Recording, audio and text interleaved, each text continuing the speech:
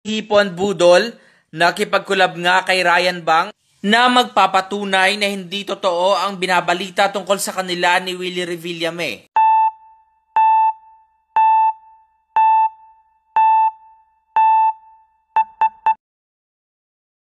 Kami ang naaliw sa kulitan ni Ryan Bang at Herlyn Budol sa video na ibinahagi ni Ryan kung saan pinapunta niya si Herlyn sa kanyang hair salon sa Morido Art.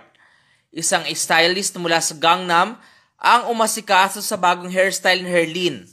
Habang ginagawa ang kanyang buhok, ay tuloy ang kulitan nila ng It's Showtime host.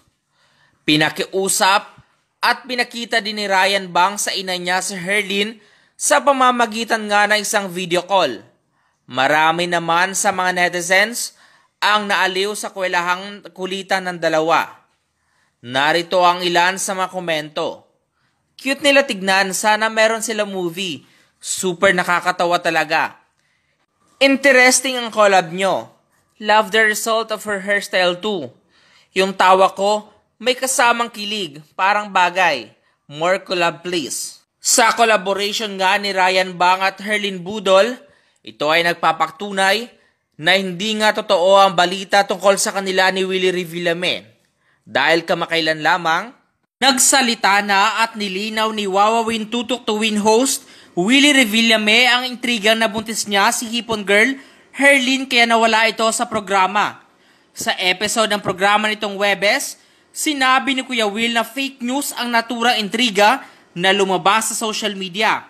Pahayag niya, "Nachichismis ho, nagkaanak daw ako kay Hipon at buntis daw.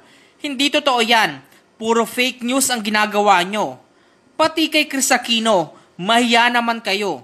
Huwag kayong maniwala dyan, pati mga taong nananahimik." Pinag-iisipan daw umano ng TV host na idulog o ireklamo sa National Bureau of Investigation or NBI ang may pakana ng naturang intriga. Dagdag niya pa, "Kaya daw nawala si Hipon, nabuntis ko. Ano maging anak namin, Hipon?"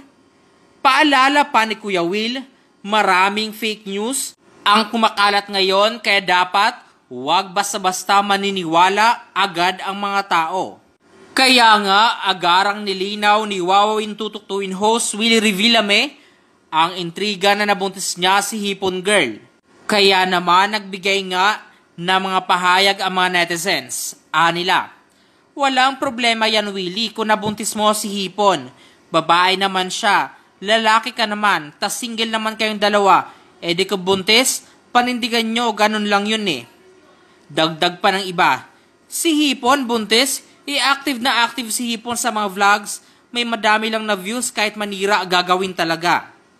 Ang active ni Herlyn sa pag-vlog, tapos buntis, dami talagang may issue sa Pinas.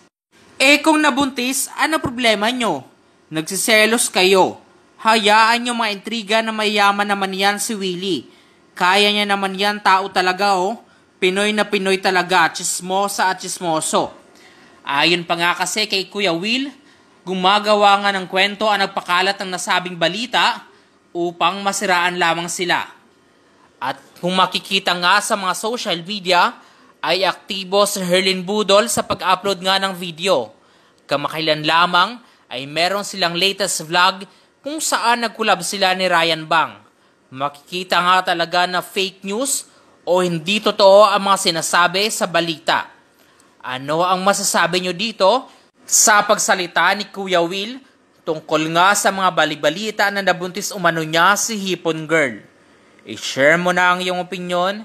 Just leave your comment below.